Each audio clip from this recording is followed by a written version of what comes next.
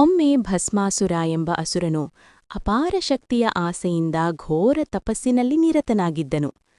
ಕಾಡಿನ ಮಧ್ಯೆ ಬೆಂಕಿಯ ನಡುವೆ ನಿಂತು ಆಹಾರ ನಿದ್ರೆ ತ್ಯಜಿಸಿ ಶಿವನನ್ನು ಪ್ರಸನ್ನಗೊಳಿಸಲು ಸಂಕಲ್ಪಿಸಿದನು. ಭಸ್ಮಾಸುರನ ತಪಸ್ಸಿಗೆ ಸಂತೋಷಗೊಂಡ ಮಹಾದೇವನು ಅವನ ಮುಂದೆ ಪ್ರತ್ಯಕ್ಷನಾದನು. ನಿನ್ನ ತಪಸ್ಸಿಗೆ ಮೆಚ್ಚಿದ್ದೇನೆ, ವರ ಕೇಳು ಎಂದು ಶಿವನು ಹೇಳಿದರು. ಭಸ್ಮಾಸುರನು ಅಹಂಕಾರದಿಂದ ಕೇಳಿದನು, ನಾನು ಯಾರ ತಲೆಗೆ ಕೈಯಿಟ್ಟರೂ ಅವರು ತಕ್ಷಣ ಭಸ್ಮವಾಗಬೇಕು. ಪರಿಣಾಮ ತಿಳಿದರೂ ಶಿವನು ಆ ವರವನ್ನು ನೀಡಿದನು. ವರ ಪಡೆದ ತಕ್ಷಣ ಭಸ್ಮಾಸುರನ ಅಹಂಕಾರ ಹೆಚ್ಚಿತು. ಅವನು ಶಿವನನ್ನೇ ಪರೀಕ್ಷಿಸಲು ಮುಂದಾಗಿ ಅವನ ತಲೆಗೆ ಕೈಯಿಡುವುದಕ್ಕೆ ಧಾವಿಸಿದನು. ಶಿವನು ಲೋಕರಕ್ಷಣೆಗಾಗಿ ವಿಷ್ಣುವನ್ನು ಶರಣಾದನು. ಲೋಕದ ರಕ್ಷಣೆಗೆ ವಿಷ್ಣು ಮೋಹಿನಿ ರೂಪದಲ್ಲಿ ಅವತರಿಸಿದನು. ಅವಳ ದಿವ್ಯ ಸೌಂದರ್ಯ ಅಸುರನ ಬುದ್ಧಿಯನ್ನೇ ಮರುಳುಗಳಿಸಿತು.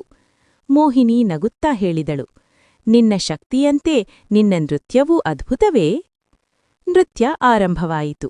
ಭಸ್ಮಾಸುರ ಮೋಹಿನಿಯ ಪ್ರತಿಯೊಂದು ಚಲನೆಯನ್ನೂ ಅನುಕರಿಸಿದನು. ನೃತ್ಯದ ಮಧ್ಯೆ ಮೋಹಿನಿ ತನ್ನ ಕೈಯನ್ನು ತಲೆಗೆ ಇಟ್ಟಳು.